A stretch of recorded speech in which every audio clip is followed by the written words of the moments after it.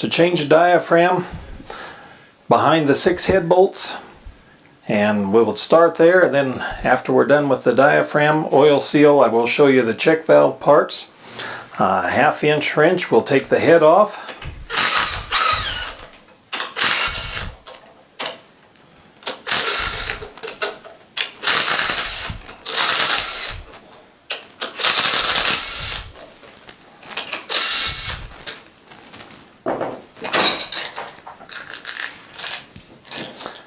Behind the head is your diaphragm. Consists of 3 parts: the cap nut, the Teflon diaphragm, and behind that is a stainless backing nut.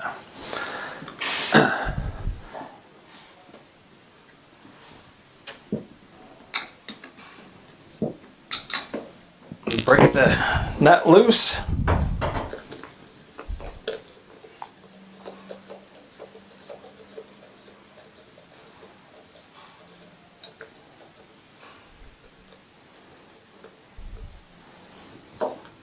Takes out the diaphragm.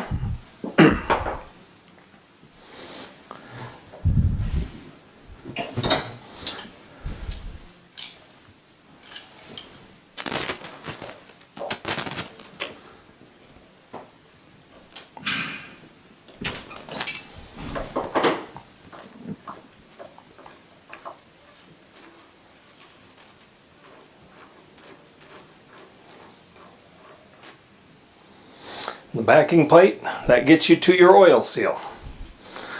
We will go to that next. If you need to replace the oil seal, there's 4 small screws holding an aluminum ring on the outside, 1 retaining ring holding a small aluminum ring on the inside.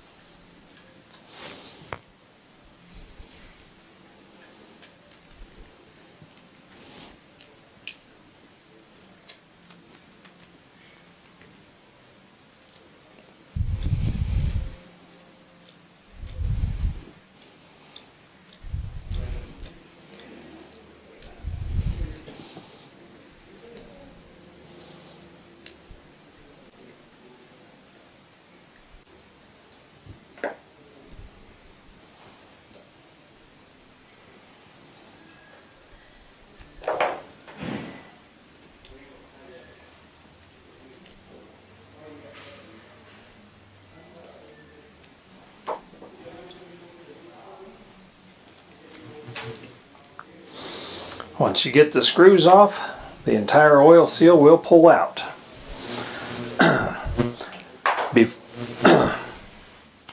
Usually if there is a problem with the oil seal, you will have oil dripping out through a weep hole, so you know it needs to be replaced. If you have a problem with the diaphragm, you will have fertilizer dripping out through this weep hole.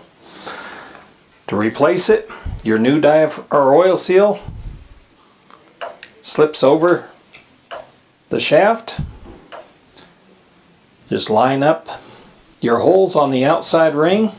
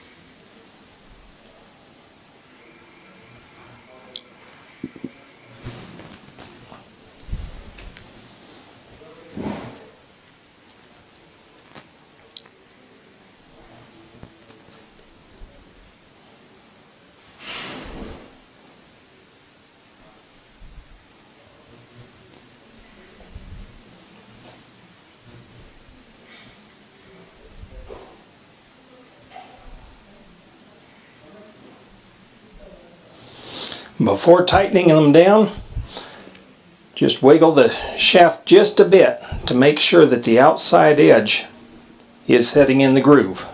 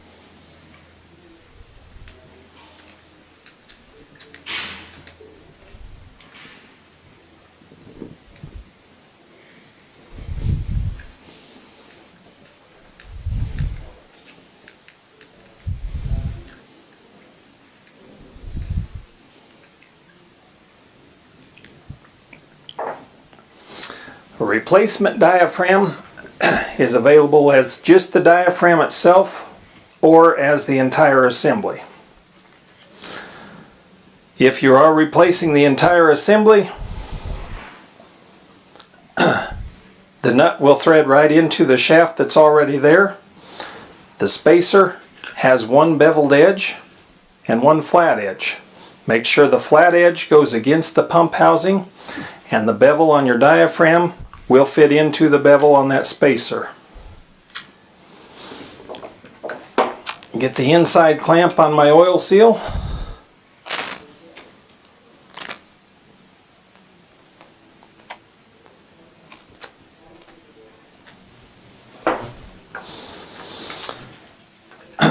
Holding the spacer in place, I'm going to thread the new assembly in.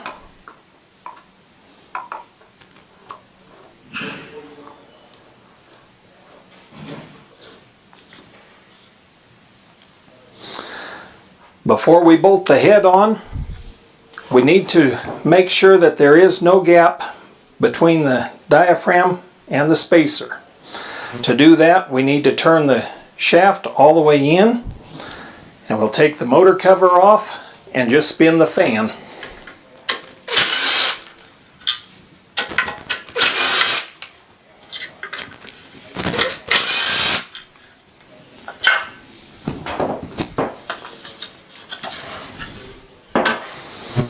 As I begin turning, you can see that it is moving back and forth.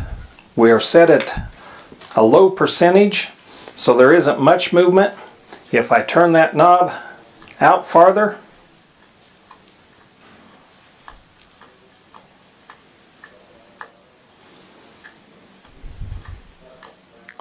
you will see much more movement between the two. When the cap is tucked all the way in tight, that's where we want to bolt the head on. If it is out, leaving a gap, and we bolt the head on, it will roll the outside edge of that Teflon diaphragm and crimp in the wrong place. So always make sure it's all the way in tight before we bolt the head in place.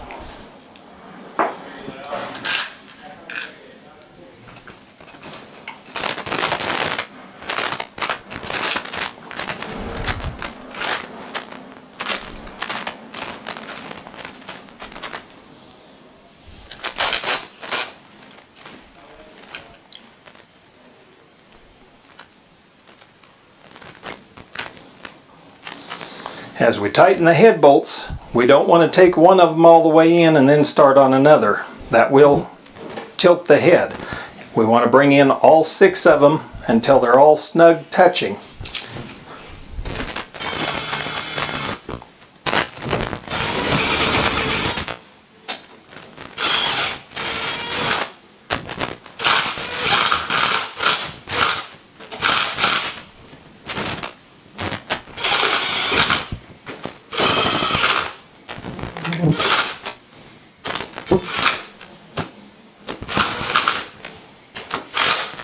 Once they're all touching, then we can tighten down.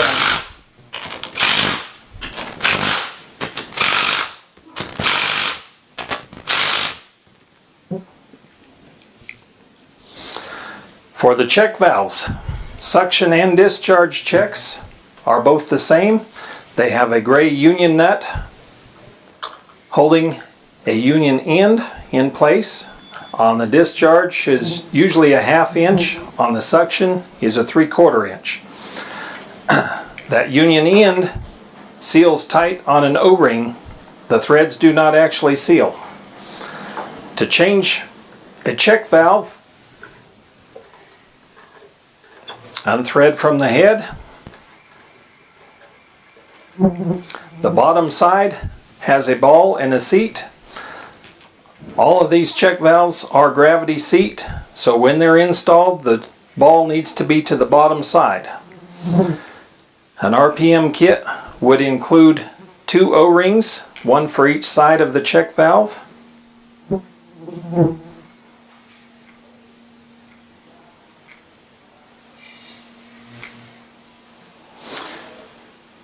May need a scribe hook to get that one out. The kit would also include a new seat and a new ball. To get the ball out, it is a pressed in fitting, a small punch put in the outside triangles opposite sides and tapping. This one came out fairly easy. Sometimes you will need to tap them. The seat will have one beveled edge and one flat edge. The ball always sets on the flat edge. The beveled edge has a recessed area to hold the O-ring in place. With your new ball and seat, reusing the same housing, you would drop the ball in place, push the seat in,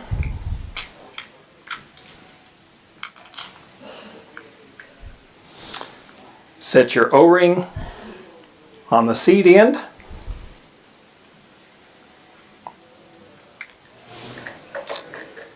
rethread into the head, and also replace the O-ring on the top side.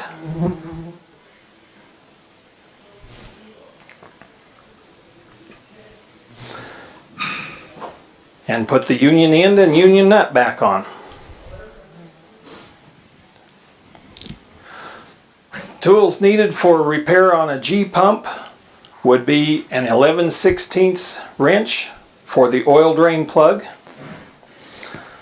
a 9/16 wrench if you needed to replace the motor, a 1/2 inch wrench or ratchet for the head bolts, a large crescent wrench to break loose the cap nut on the diaphragm assembly, small pair of snap ring pliers for the oil seal, a small straight screwdriver for the oil seal, your small punch for changing the ball and seat. Possibly may need a pair of channel locks if the check valve was over tightened, but they should not need to be tightened other than hand tight. Union nut and check valves seal only with the O-ring, so they do not need to be tightened. If you have a leak, you need to replace the O-ring rather than tighten the check valve tight.